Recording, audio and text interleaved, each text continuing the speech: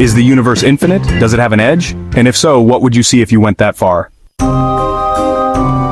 Today, we know that the universe had a beginning 14 billion years ago, and it's been expanding ever since. But something that's expanding should also have an edge, right? Well, it sort of does. Information can't travel faster than light. That means we can only see parts of the universe whose light has had time to reach us in the last 14 billion years. When we look outwards, what we see is a sphere centered on us, the observable universe. But it gets a tad more complicated because the universe has been expanding. We know that the most faraway things, whose light we can see, are actually 45 billion light years from us right now. So the observable universe is, well, a sphere with a radius of 45 billion light years. It contains around 200 billion galaxies, each with hundreds of billions of stars. So, for us there is an age when looking at the past until there is just no cost left. This age is with more like an edge in time, and in a sense it's meaningless. The real universe is, for sure, bigger than what we can say. But how much? There are two options. Either the universe is really big but finite, or it's truly infinite. A finite universe means that if you want to fill it with ice cream, well, you can do it. In a lot of ice cream, but it is a finite amount, but that leads to a weight problem. Such a universe should have an edge, a cosmic wall where space ends. And if there's an edge, there should be something outside that edge, but the universe, by definition, is all there is. So packed.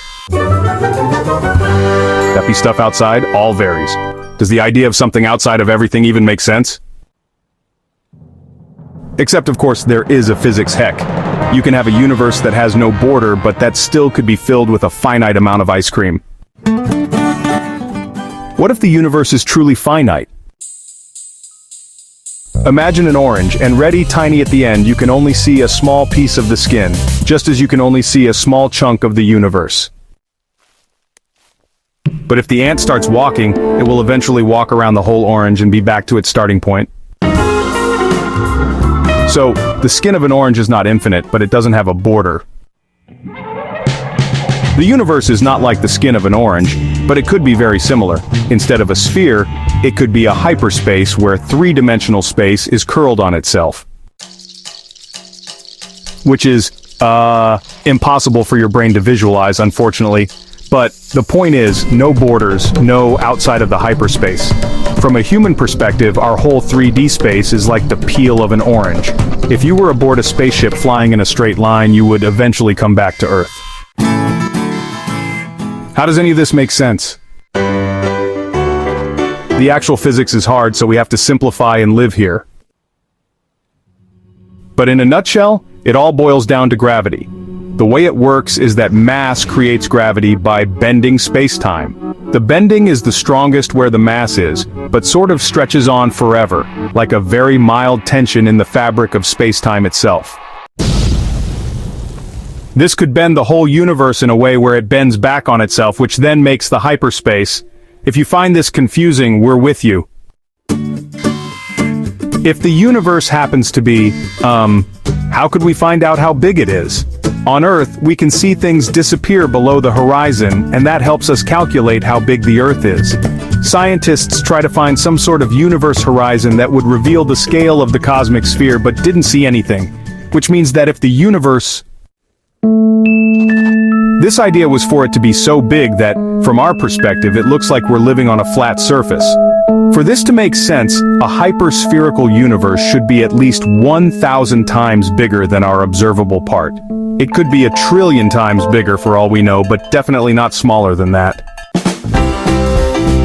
Some scientists thought all of this is way too straightforward and came up with the water option. The universe could be like the frosting of a donut. A hyperdonut is also impossible to visualize for your brain. This means that if you travel in a straight line, you'd get back to where you started, but with some fun complications.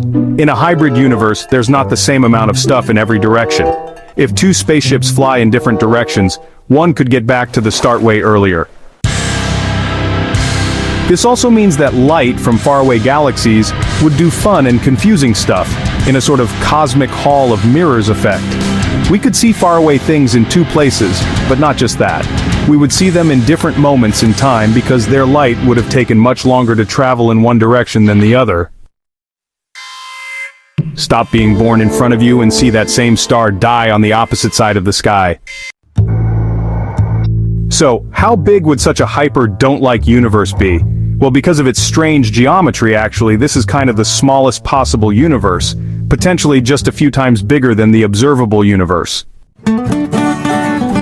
But it could also be way, way bigger, we don't know. Okay, so much for finite universes, but what if it's truly infinite and space goes on forever? What would that be like? Actually, the cosmological model used by most scientists describes an infinite universe. We mostly use it to calculate what happens inside our observable chunk, but if taken literally, it predicts an infinite universe. An infinite universe goes on, well, forever with no border anywhere. Also, it's impossible to visualize. Wherever you look, you'll find more and more stuff in every possible direction. This kind of breaks our brain a bit, for a few reasons. So first of all, if the universe is infinite, is it also eternal, and has been there forever? Was there a time when there was nothing everywhere, and then there was something everywhere? Well, we don't know, but we have a lot of evidence for the Big Bang, so it really seems like the universe started. But wait, since the Big Bang, the universe has been expanding. How can an infinite thing that's everywhere become even bigger? Cosmic expansion just means that the distance between galaxies is growing with time. Even an infinite space can become bigger. Welcome to the paradoxes of infinity. Infinity has much weirdness about it. As you travel with your spaceship in a straight line, you find new galaxies, stars, and planets. New ones do new weird stuff, probably new aliens or new life forms stranger than you could ever imagine. But after a long time, you might find the most special thing in the universe, yourself. An exact copy of you watching this video right now? How can that be? Well, everything in existence is made of a finite amount of different particles, and a finite number of different particles can only be combined in a finite number of ways. That number may be so large that it feels like infinity to our brains. But it's not really. If you have finite options to build things, but infinite space that is full of things, then all directions forever, it makes sense that by pure chance there will likely be repetition. Although just because something is possible doesn't mean it will actually happen. Maybe the universe goes on forever, but only the boring stuff repeats itself endlessly. Maybe there is really only one you, but if the laws of physics are the same everywhere, then far, far away...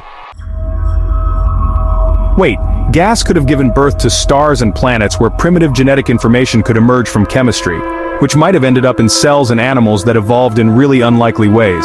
And eventually, apes that learned how to create online videos. It happened at least once, so the chance is not zero, even if the chance of there being an exact copy of you watching this video right now is almost zero. Almost zero is still a huge number in an infinite universe. Unfortunately, you'll never meet because almost zero still means the chance is incredibly small. The Earth as it exists right now is so unlikely you'd have to travel incredibly far to find a second identical Earth. Some 10 to the 29, the wonder followed by 100 octillion zeros times the size of the observable universe. So far that it kind of means forever far away. Still, in a truly infinite universe, every combination of particles could reasonably occur not just once, but an infinite number of times. It's time to stop now. While these scenarios are possible on paper, we've entered science philosophy here. Currently, none of these ideas are testable or provable. If the universe is infinite, we will never know. The reality is, for us, the universe is finite and has an age. We can see the edge in time. Everything we can interact with is within the observable universe. And most likely, this will stay true forever.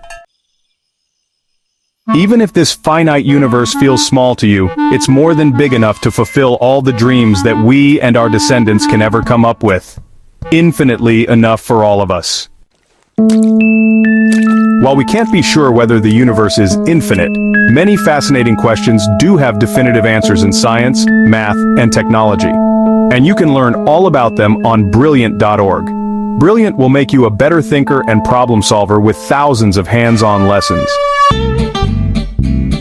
Just about anything you may be curious about, they recently launched a whole new suite of data courses.